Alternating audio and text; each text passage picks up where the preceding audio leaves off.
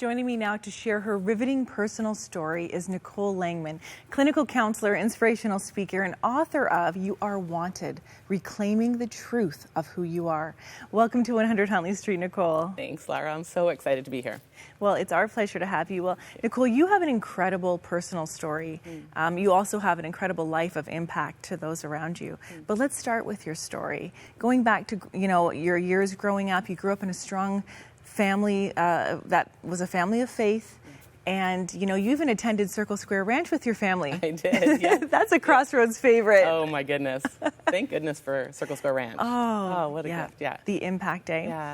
And growing up, you definitely had these incredible role models, your parents and all of those different pieces. But at 18, like many 18-year-olds do, you made some choices that weren't great. And there was this ripple effect that came out of that. Do you want to unpack a little bit of that for us? Yeah, I was so loved, and I knew that I had a place of safety in my family. And I just decided that I wanted to make my own choices and to make my faith my own. And much to my parents' dismay, I started dabbling in just other worldly choices that I knew were outside of God's best plan for me.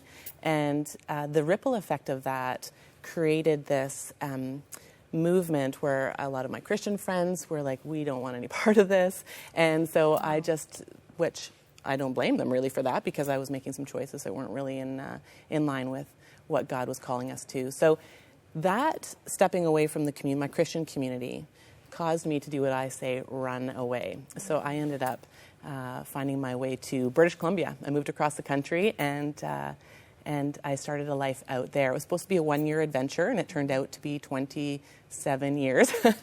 So it was a long homecoming, so to speak. Yeah. Wow. So, and in those unraveling years, I call them, my parents stood by, praying, open-armed, loving me through it. But I just felt in that I thought, I need to find my own way, and I didn't really want to expose them to what I was up to.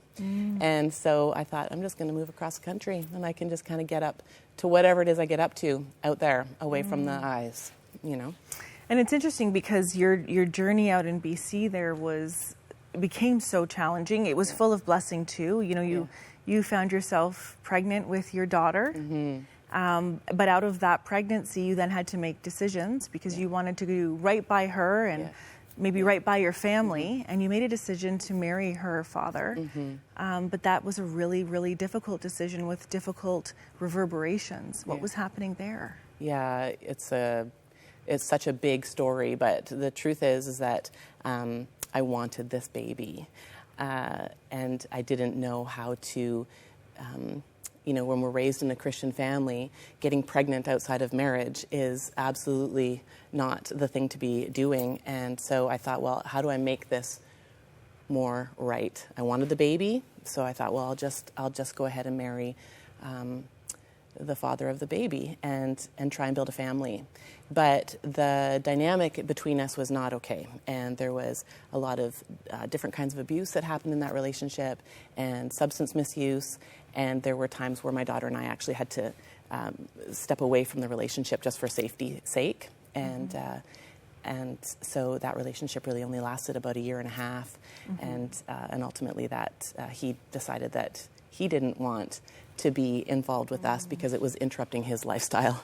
So I don't, to be honest, it felt like a rescue. Yeah. I didn't know at the time that that's what it was, but at the time it definitely was God's hands in our life saying, this is not what I have for you and your daughter. And my priority was to keep her safe. And I didn't know how.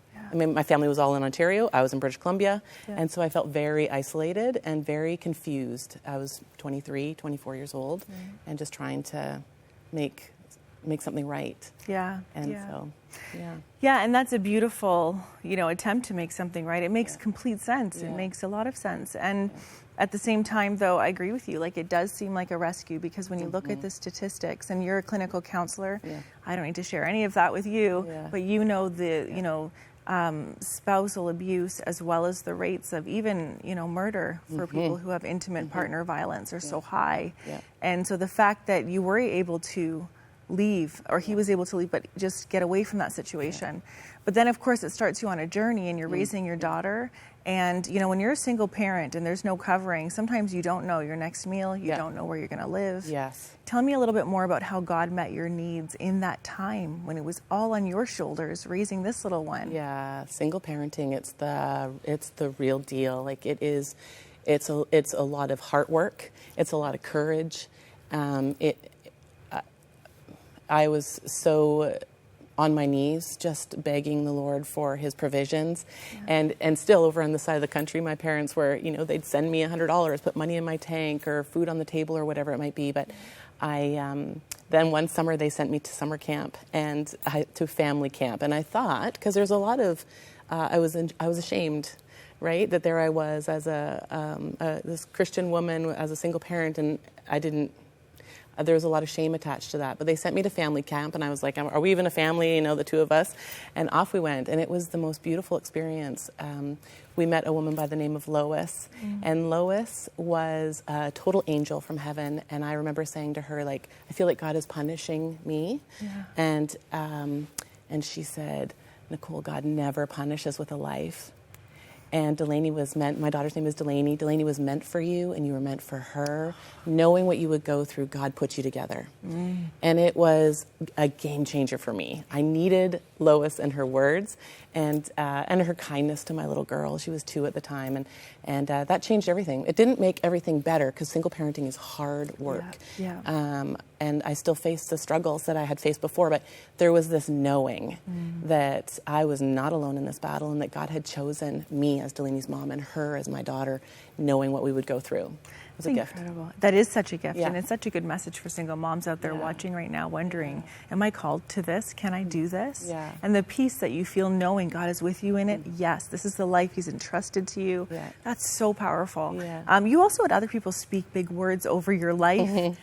You know, just after that, I think around 1998, right? Yeah. There was someone speaking at a church, and they asked to pray over you after the service. Right. And then they pray this whole prayer. Yeah. Like, just share a bit about that with us, what they said to you, because your life really comes full circle. Yeah, it sure does, doesn't it? Yeah. So I'd never been in a situation where there was this type of a message, but the pastor came down and said, I really feel God asking me to pray for you. And I was like, okay, I was with my girlfriend at the time. I'm like, okay, that's weird, but I don't know this guy, but I'll do that. So he held my hands, and then he made this face. He was just like, oh, like, and I thought, what is he seeing? Maybe right? the message was too intense. He's like, ooh. And then his face got soft, and he just sat in a moment of quiet with me, and he opened his eyes and he said, God has asked me to tell you that you are a leader of women, and I see you holding the sword in one hand, money leaving the other hand, and he wants you to know that the man situation in your life is going to be okay. You have a friend from your past coming back. And I was like, okay, well, I don't know what this means, but my friend's, of course, writing this down, all of this information down as quick as possible. And you know, it kind of unfolded. This prayer that this man shared with me unfolded over another 25 years. Yes, it took some time. It did, yes. Because next you do meet a man, and you think he's your knight in shining armor. Yes, I did, yes. And for 20 years, you live a life with him. But suddenly you find out he has a whole other life happening. Behind the scenes. And on top of that, he then turns to you and says, well, I don't want to be with you, even though he's already... you know, so much trouble in my books to deal with, woman to woman, right? Exactly. But in that process, this rejection, this pain comes into you. Talk to us a little bit more about that. What happened there? When he said he was done after almost 20 years, I was completely blindsided. I had no idea that there was anything going on behind the scenes. In retrospect, we have a really nice vision in retrospect, but in the moment, we don't necessarily see what we're not looking for.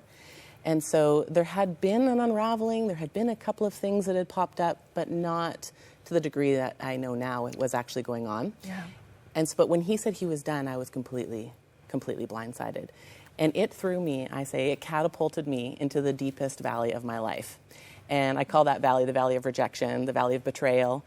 And I just thought, like, what is wrong with me that this is happening? And so I wrestled so hard with shame, with the grief, obviously, with deep sorrow, and anger, a lot of anger. Yeah. And yet it turns out, and I often say that the valley is God's best workbench. And it was there, face down, in that wreckage that I really found that God just rushed in on me and pulled the pieces together and reminded me that he's always at work, his hands are always on me, and that it's going to be okay. I just needed to trust the process. And so it was a rescue again, but it didn't feel like a rescue because rescues aren't always comfortable. That's the truth when your life's being saved. Yeah, yeah. And during that season of rescue, God asked you to do something. Yes, he did. Which is, I know, he says, well, I'm doing it for you, now help me do it for other people. Yeah. And out of that was birthed this book, You Are Wanted. This is an incredible book, reclaiming the truth of who you are. Tell us a little bit about your book. Yeah, I remember the moment I was sitting God just said, I'd always wanted to write a book. And I love to write, and I love words, I love to write, and I wanted to write a kumbaya book. Yeah. You know, the hugs and the good feeling book. Yeah. And so God said, I want you to write a book. And I was still in the valley. Yeah. He'd been working on me, and I felt closer to him than ever. I had been leaning so heavy on him, and he had been carrying me through. But I did not feel inspired to write a book, certainly a feel-good book, because I wasn't feeling super great in many ways. And I just said, okay, what kind of book? And he said, a book about rejection. And I thought, that's not the kind of book that I had wanted to write about. And then he followed it up with, and redemption. Yes. Rejection and redemption. And in my research around redemption, it turns out that redemption isn't just a polishing up of the old. It's a total overhaul. It's a reclaiming. It's a full new story. Oh. And that's what he did. He made a full new story for me. And so I started writing this book. Yeah. And through that process, he gave me these R words. And they would pop up in dreams. They would pop up during my devotions. And the first word that he gave me came in this really beautiful moment where I had been really struggling with anxiety, and the word rejected and rejectable had been running through my head. Unlovable, replaceable, those words. And so I hopped out of bed and I heard him say, why don't you just go sit down and write out all the R words you can think of. And I just was like, well, first I want to brush my teeth. And he's like, nope, skip the teeth, go write out the words. And so I sat down in my devotions chair and I just started to write. And I wrote the words like rejected. I circled it a whole bunch of times just to make a point. And, relic. And then I started writing words, redneck, relish. Wow. And I stopped on the word relish. It just stopped me in my tracks. And I heard in my heart, go look it up. And so, because at first I was like, okay, that's funny, God. That's like a condiment. You put it in potato salad. What is the big deal with the relish, right? And the relish means adore, to add zest to. And I leapt out of my chair. And I thought, God adores me. If the one who created the universe, the king of everything, adores me, it doesn't matter what any other human says. And in that moment, there was a pivot for me. I just had a sense of who I was. And so the book title, You Are Wanted, reclaiming the truth of who you are, no matter what else has happened, what anybody else has said, the rejections, doesn't matter in the light of what God says. Yeah. Because for me, I had started to see myself through the eyes of the man who had walked away. Wow. And I needed to see myself through the eyes of the man who never would. Oh, I just got shivers. And that was what happened. And so that homecoming for me is kind of what gets kind of fleshed out in the book a little bit. And so from the word relish, there were a bunch of other R words that started to show up. And so the chapters are actually named after the R words. Yeah. Oh, I love it. Yeah. I love it. Wow, Nicole, thank you so much for your story. Thank you for being with us. It's been fantastic. Such a pleasure. Thank you.